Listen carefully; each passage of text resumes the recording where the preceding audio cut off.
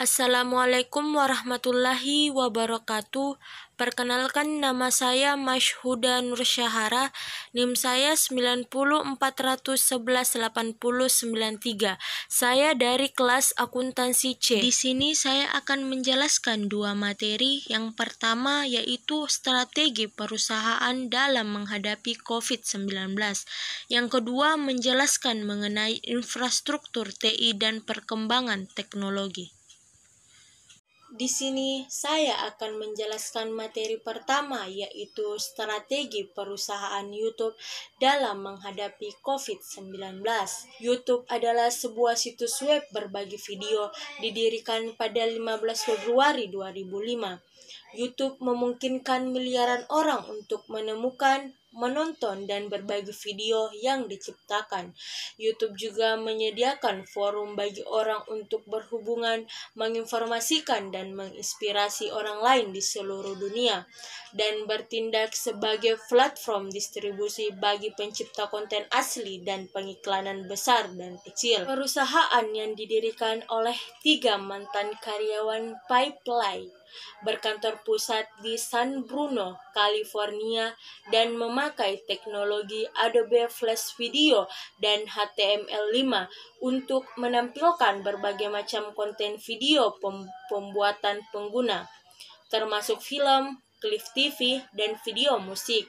Selain itu, ada pula konten amatir seperti blog video, video original pendek, dan video pendidikan. Sebagian besar format yang digunakan video-video di YouTube adalah FLV yang dapat diputar di penjelajah web yang memiliki plugin Flash Player. Namun kini banyak berbagai format yang bisa dipakai seperti 3GP atau MP4. Berdasarkan survei dari perusahaan internet Hitwiz, diketahui pada Mei 2006, YouTube memiliki pangsa pasar sebesar 43%. Pada 9 Oktober 2006, diumumkan bahwa YouTube dibeli Google dengan harga US 1,65 miliar. Pada November 2011, jejaringan sosial Google terintegrasi langsung dengan YouTube dan penjelajah web Chrome, sehingga video dari YouTube bisa ditonton di Google. Lalu pada Desember 2011, YouTube meluncurkan penampilan baru di situsnya. Kanal video ditampilkan di kolom tengah halaman utama, sama seperti umpan berita situs-situs jejaringan sosial. Situs ini juga merubah logonya dengan bayangan merah yang lebih gelap. Dampak COVID terhadap YouTube yaitu YouTube akan membatasi kualitas video. YouTube akan membatasi kualitas video di platform streamingnya secara global mulai Selasa pada tanggal 30 bulan 3 2020 hingga sebulan ke depan, demi memperlancar lalu lintas internet selama pandemi virus corona COVID-19. YouTube secara default akan menetapkan kualitas video ke definisi standar SD atau 480p. Kebijakan ini bakal digulirkan secara bertahap ke seluruh dunia mulai Selasa pekan depan. Akan tetapi, pengguna masih dapat mengubahnya ke definisi tinggi atau HD secara manual.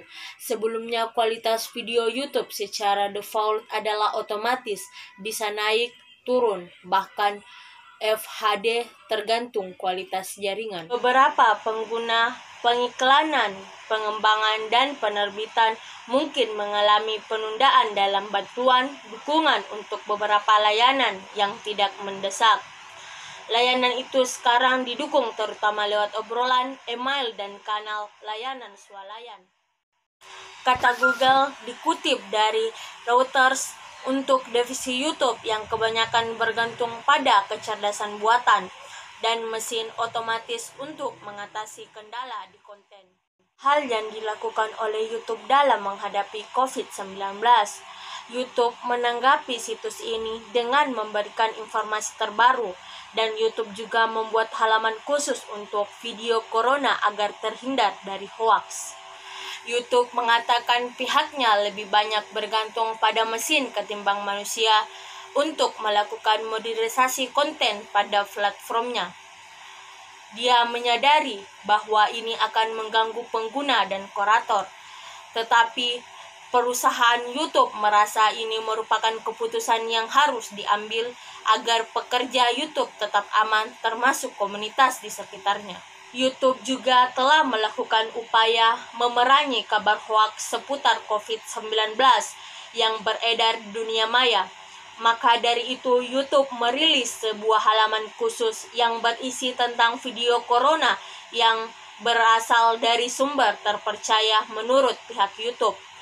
Berita tersebut akan diambil dari organisasi resmi kesehatan setempat. Halaman tersebut dirilis pada minggu ini di 16 negara. Kami berharap orang memiliki akses di konten yang berasal dari otoritas setempat. Selanjutnya, saya akan menjelaskan materi kedua, yaitu menjelaskan mengenai infrastruktur TI dan perkembangan teknologi. Di sini saya akan membahas 5 pokok pembahasan. Yang pertama, definisi. Infrastruktur TI adalah seperangkat komponen teknologi informasi yang merupakan dasar dari layanan TI. Komponen-komponen yang ada di dalamnya saling bekerja sama untuk memenuhi kebutuhan pelayanan TI. Yang kedua, komponen. Infrastruktur TI memiliki 4 komponen. Yang pertama, hardware, perangkat keras, software, aplikasi sistem operasi. Yang ketiga, jaringan, koneksi yang dapat mendukung jaringan. Yang keempat, fasilitas lain, yaitu keamanan infrastruktur. Tren platform perangkat keras terdiri dari 4 bagian. Yang pertama, platform digital mobil, yaitu netbook, tablet, smartphone, di mana alat ini lebih sering digunakan dalam bisnis dan lebih mudah digunakan oleh karyawan dan lebih dekat dengan konsumen. Yang kedua, virtualisasi atau cloud computing, akses data di mana saja dan kapan saja. Contohnya seperti Google Drive. Ketika kita menyimpan data di Google Drive, pasti kita lebih mudah untuk mengaksesnya di mana saja dan kapan saja. Yang ketiga, grand accounting, di mana perusahaan pasti akan menggunakan prosesor hemat energi agar untuk mengurangi dampak terhadap lingkungan. Yang keempat, komputasi otonom, di mana sistem bisa melindungi, menyesuaikan, dan menyelesaikan dirinya sendiri.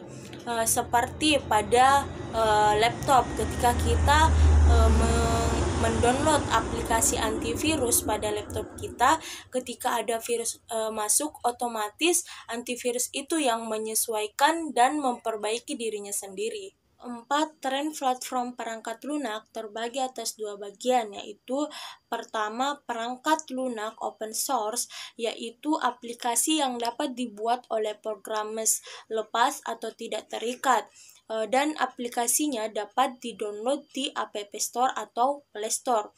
Seperti seorang individu, bukan perusahaan, yang ingin membuat aplikasi kemudian memasukkannya di App Store atau Play Store. Yang kedua, perangkat lunak untuk web. Kita dapat membukanya di Google, Chrome, Safari, atau Mozilla untuk menemukan web-web tertentu. Kelima, isu manajemen. Ada 3 hal yang perlu dipertimbangkan oleh perusahaan. Yang pertama, infrastruktur yang tepat, di mana perusahaan harus mempertimbangkan mengenai SDM, SDA, dan biaya. Karena ketika perusahaan hanya memiliki SDM yang bagus tetapi tidak memiliki biaya, sama saja. Jadi 3 hal tersebut harus saling berkaitan. Yang kedua, berinvestasi bijak dalam berinvestasi, di mana perusahaan harus betul-betul bijak dalam menentukan apakah perusahaan hanya menyewa infrastruktur, membeli infrastruktur, atau membuat infrastruktur. Yang ketiga, tata kelola, di mana tata kelola yang dimaksud ini adalah bagaimana perusahaan menentukan karyawannya. Misalnya pada program ini hanya karyawan ini yang dapat mengaksesnya dan karyawan ini yang bertanggung jawab pada program ini. Yang terakhir, kita dapat melihat perbedaan antara infrastruktur internal dan infrastruktur eksternal. Infrastruktur internal, perusahaan dapat membangun infrastrukturnya dari awal dengan menyiapkan 4 komponen, dengan membutuhkan biaya yang sangat besar. Dan ada hal yang perlu diperhatikan dalam infrastruktur internal, yaitu SDM. Bayangkan saja ketika perusahaan sudah membangun infrastruktur yang sangat bagus, tetapi SDM-nya tidak dapat menggunakan program tersebut, jadi percuma. Terus, infrastruktur eksternal, perusahaan dapat menyewa infrastruktur dari perusahaan jasa lainnya, dan mungkin membutuhkan biaya yang lebih sedikit dari infrastruktur internal. Sedangkan hal yang perlu diperhatikan dalam infrastruktur eksternal yaitu data perusahaan, karena data tersebut bukan perusahaan kita yang mengolahnya, tetapi perusahaan jasa yang telah kita percaya. Maka dari itu, kita harus memilih kolega atau teman kerjasama untuk dapat dipercaya menyimpan data kita dengan baik. Sekian dari video saya, mohon maaf jika penjelasan saya kurang bagus dan susah dipahami. Wassalamualaikum warahmatullahi wabarakatuh.